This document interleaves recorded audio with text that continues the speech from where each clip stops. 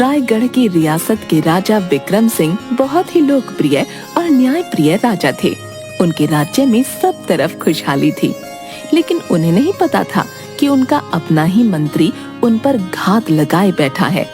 राजा विक्रम सिंह का मंत्री उसका मान सम्मान देखकर बहुत जलता था।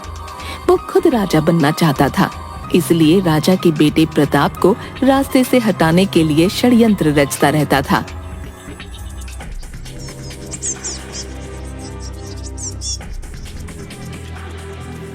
राजा ने बूढ़े व्यक्ति को चोरी के लिए दंड दिया। बोलो, तुम अपना अपराध कबूल करते हो? जी महाराज, पर मैं मजबूर था। चोरी नहीं करता तो क्या करता। अपराध अपराध होता है। तुम्हारा दंड यह है कि अब से इस राज्य का कोई भी व्यक्ति तुम्हारी किसी प्रकार की सहायता नहीं करेगा। अगले दिन राज्य के एक चौराहे पर बहुत गर्मी है, प्यास लग रही है, अब तो चला नहीं जाता। वो पेड़ के नीचे खड़ा हुआ तो चक्कर खाकर बेहोश होकर गिर गया। तभी वहाँ राजकुमार प्रताप आ गया। बाबा, बाबा, उठो बाबा। पानी, पानी। प्रताप पास के कुएं से पानी लाया। लो बाबा, पानी पी लो। कहाँ जाना है आपको? तुम रहने दो बेटा, कोई देख ना ले। जल्दी से यहाँ से चले जाओ, नहीं तो तुम भी दंडित कर दिए जाओगे। छोड़िए दंड को, चलिए मैं आपको घर पहुंचा दूं। प्रताप उसे अपने घोड़े पर बैठा कर ले गया। राज दरबार में राजकुमार प्रताप राजा विक्रम के सामने खड़े हैं। तुमने मेरी आज्ञा का उल्लंघन क्यों किया? क्योंकि ये मानवता के विरुद्ध है। क्षमा राजन, हमारी न्याय संहिता के अनुसार राजा अपनी प्रजा के लिए ईश्वर समान है और उसकी आज्ञा सर्वोपरि है। जो भी व्यक्ति राजा की आज्ञा का पालन नहीं करता या उसका उल्लंघन करता है, वो दंड का पात्र है। मैं दंडित होने के लिए तैयार हूं। तुम अपनी गलती स्वीकार कर लो तो कोई तुम्हें दंड नहीं देगा। पर राजन। मंत्री जी, यदि मैंने दंड के भय से गलती मान लिया तो कोई भी व्यक्ति कभी भी किसी दीन दुखी की सहायता नहीं करेगा। तुम राजकुमार हो, मेरे पुत्र हो। यदि तुम दंड के भागी बने तो महारानी का क्या होगा? सभा के बाहर खड़ी प्रजा। अरे ये राजकुमार है, इसे कोई दंड नहीं मिलेगा। सच बात है, राजा अपने बेटे को बचाने के लिए न्याय की अवहेलना करके कोई ना कोई उपाय निकाल ही लेगा। देखना भैया, भाई वो राजा है, कुछ भी कर सकता है भैया।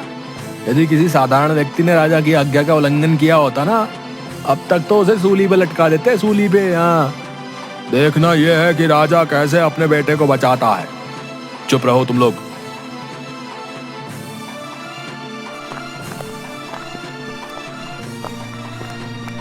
राजन, प्रजा का मानना है कि आप राजकुमार को दंड से बचाने के लिए न्याय नहीं करेंगे।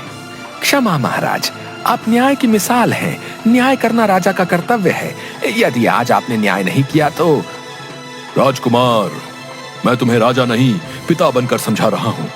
अपनी गलती स्वीकार कर लो। महाराज ठीक कह रहे हैं, इसी में सबकी भलाई है। महाराज, मैं भी आपका ही पुत्र हूं। मेरे दृष्टिकोण से मैंने एक प्यास से तड़पते हुए व्यक्ति की सहायता करके कोई गलती नहीं की। आपकी नजर में यदि ऐसा करना अपराध है तो मुझे दंड स्वीकार है। अब आएगा मसा राजकुमार को रास्ते से हटाने का। यह अच्छा अवसर है। मंत्री, इस अपराध का क्या दंड है? महाराज, 6 मास तक राजकुमार को इस राज्य से दूर किसी वन में वनवासी का जीवन व्यतीत करना होगा। यही इनके अपराध का प्रायश्चित है। इसके अतिरिक्त कोई अन्य उपाय? महाराज, आप कुछ भी करने के लिए स्वतंत्र हैं। राजकुमार को इतना कठोर दंड नहीं देना चाहिए। अरे ये सेनापति का बच्चा कहीं मेरी योजना असफल ना कर दे। महाराज, यदि आपने आज न्याय नहीं किया तो प्रजा में क्या संदेश जाएगा? राजकुमार प्रताप को 6 महीने वनवास का दंड दिया जाता है। महाराज, आज आपने न्याय की मिसाल कायम कर दी। राजकुमार सामान्य वस्त्र पहनकर राजा और रानी को प्रणाम करके चला गया।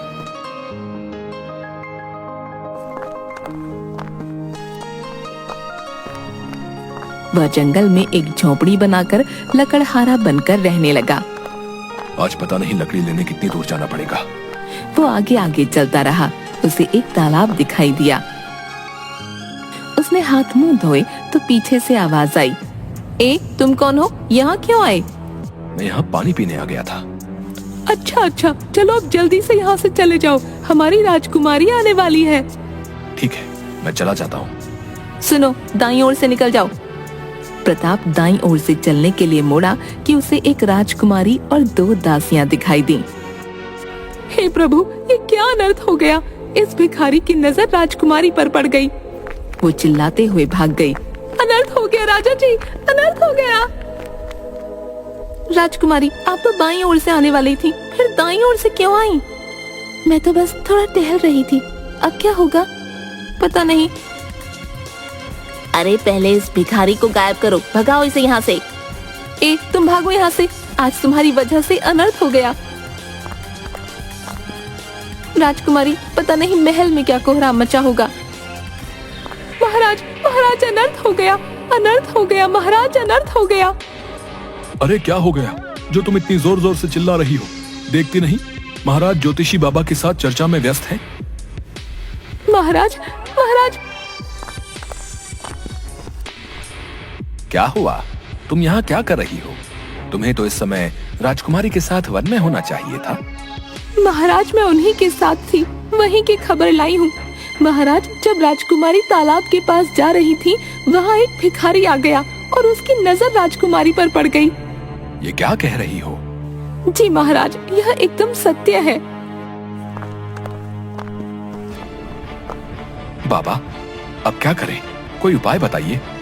महाराज, मैंने आपसे पहले ही कहा था कि इन 15 दिनों में जिस पुरुष की दृष्टि राजकुमारी पर पड़ेगी, वही उनका जीवन साथी बनना चाहिए, नहीं तो उनका जीवन कठिनाइयों से भर जाएगा। महाराज, वो तो कोई भिखारी था जो भटकता हुआ वहाँ आ गया। तभी राजकुमारी और दोनों दासियां भी आ गईं। क्षमा महाराज, वो भिखारी नहीं, वनवासी लकड़हारा है। महाराज, मैंने सब बंदोबस्त कर दिया था। मैं नहीं जानती थी कि ये टहलते हुए बाईं ओर की जगह दाईं ओर से आ जाएंगी। पिताजी, क्षमा कर दीजिए। ज्योतिषी बाबा, कुछ तो उपाय होगा, मेरी पुत्री के जीवन का प्रश्न है। महाराज, मैंने आपको सब स्पष्ट बता दिया है। या तो राजकुमारी उस व्यक्ति से विवाह कर ले, और यदि नहीं करना चाहती तो आजीवन कुंवारी रहे। परंतु अब यदि इन्होंने किसी और व्यक्ति से विवाह किया तो इनके प्राणों पर संकट आ सकता है। निर्णय आपको करना है। पुत्री, अब निर्णय तुम्हें करना है। राजकुमारी जी, आजीवन कुंवारा रहना अधिक खतरनाक है। महाराज, एक उपाय और है।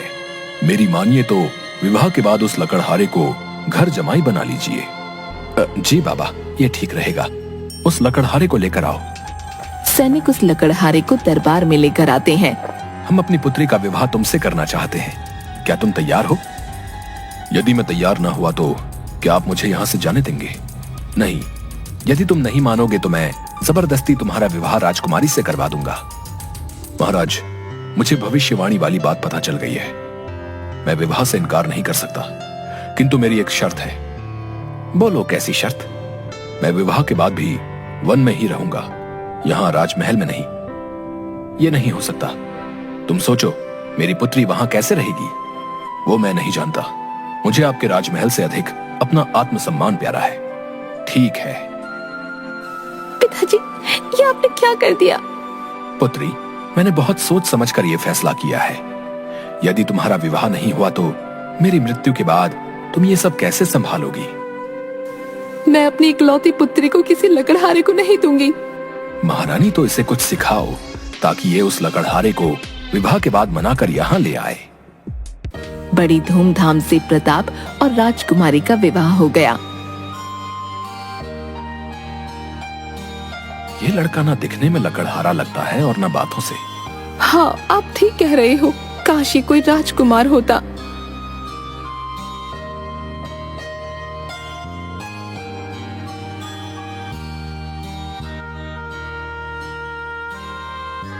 महाराज, आज विवाह संपन्न हुए 2 दिन हो गए। अब हमें यहाँ से चलना चाहिए। पुत्र, कुछ दिन और रुक जाओ। कृपया हमें जाने दें। प्रताप और राजकुमारी वन में चले गए। तुम छिपकर इन पर हर पल नजर रखो। देखो इन्हें कोई कष्ट ना हो, ये सुरक्षित रहें। प्रताप का दंड 2 दिन में पूरा हो जाएगा, पर वो यहाँ किसी भी हाल में जीवित वापस नहीं आना चाहिए।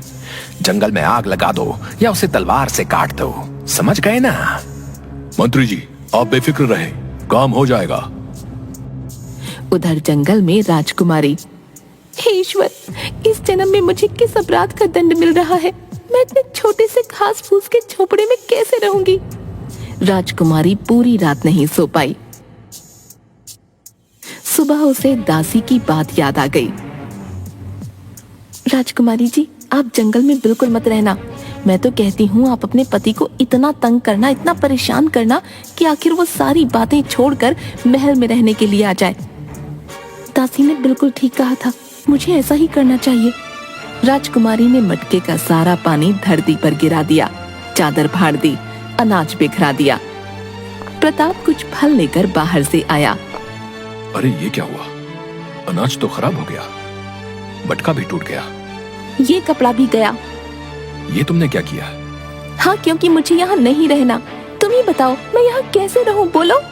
दंड पूरा होने में अभी 3 दिन शेष है। बोलते क्यों नहीं? तुम बस कुछ दिन और सह लो, उसके बाद मैं तुम्हें रानी की तरह रखूंगा। ओहो, उसके बाद कोई खजाना हाथ लग जाएगा? हाँ। झूठे कहीं के, मुझे बहला रहे हो। देखो रथ बाहर खड़ा है, पिताजी ने हम दोनों को बुलाया है, कुछ दिन वहीं रहेंगे, अब चलो। रात के अंधेरे में 2 आदमियों ने जंगल में प्रताप की झोपड़ी को आग लगा दी। अब नहीं बचेगा। भैया किसी के चिल्लाने की आवाज तो आई नहीं। प्रताप की झोपड़ी यही है ना? हाँ हाँ यही है। चिल्लाएगा कैसे? राजा का बेटा तो राख हो गया। चलो अब भागो।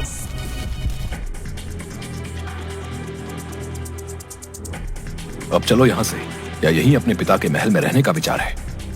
थोड़े दिन और रुक जाते हैं ना? नहीं, हमें आज ही यहाँ से किसी भी हाल में जाना होगा। मैं उस जंगल में नहीं रहूंगी। चलो तो। ये सारथी कहाँ चला गया? अब रथ कौन चलाएगा? मैं चलाऊंगा रथ। रथ नगर की सड़कों से होता हुआ अनजान रास्ते की ओर बढ़ गया। अरे ये जंगल का मार्ग तो नहीं है। अब हमें जंगल में जाने की कोई आवश्यकता नहीं है। तो हम कहाँ जा रहे हैं? कहीं तुम जानबूझकर मुझे कष्ट देने के लिए मेरे माता पिता से दूर लेकर तो नहीं जा रहे? हाँ? नहीं, मैं तुम्हें अपने माता पिता के पास लेकर जा रहा हूँ। है? कौन है वो? कहाँ रहते हैं? क्या करते हैं? अरे इतने सारे प्रश्न एक साथ। तभी रथ राजमहल की ओर बढ़ता है। राजकुमार प्रताप पधार रहे हैं। राजा और रानी भाग कर आते हैं और उसके गले लग जाते हैं। अरे ये तुम्हारे साथ सुंदर सी लड़की कौन है?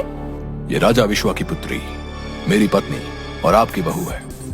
रानी आरती उतारकर दोनों को महल में ले जाती है। तभी राजा विश्वा रस्सियों से बंधे हुए 2 आदमियों के साथ आ गया। पिताजी, ये राजकुमारी के पिता महाराज विश्वा हैं। पधारिए महाराज, पधारिए।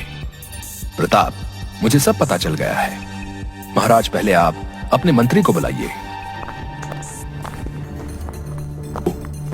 इन 2 व्यक्तियों ने कल रात जंगल में राजकुमार प्रताप की झोपड़ी में आग लगा दी थी। चलो तुम दोनों सच सच बताओ, ऐसा क्यों किया? वरना महाराज, हमें मंत्री जी ने ऐसा करने के लिए कहा था। वो नहीं चाहते थे कि राजकुमार प्रताप जीवित वापस आए। वो आपसे ईर्ष्या करते हैं। वो नहीं चाहते कि राजकुमार प्रताप राजा बने। सेनापति, मंत्री और इन दोनों को तुरंत कारावास में डलवा दो। मुझे क्षमा कर दो मेरे पुत्र, तुम सच में बहादुर, निडर और एक अच्छे राजा बनने योग्य हो। मुझे तुम पर गर्व है और हमें अपने जमाई राजा पर मान है। क्यों बेटी, अब तो खुश होना। और उसके बाद राजकुमार प्रताप और राजकुमारी महल में खुशी खुशी रहने लगते हैं।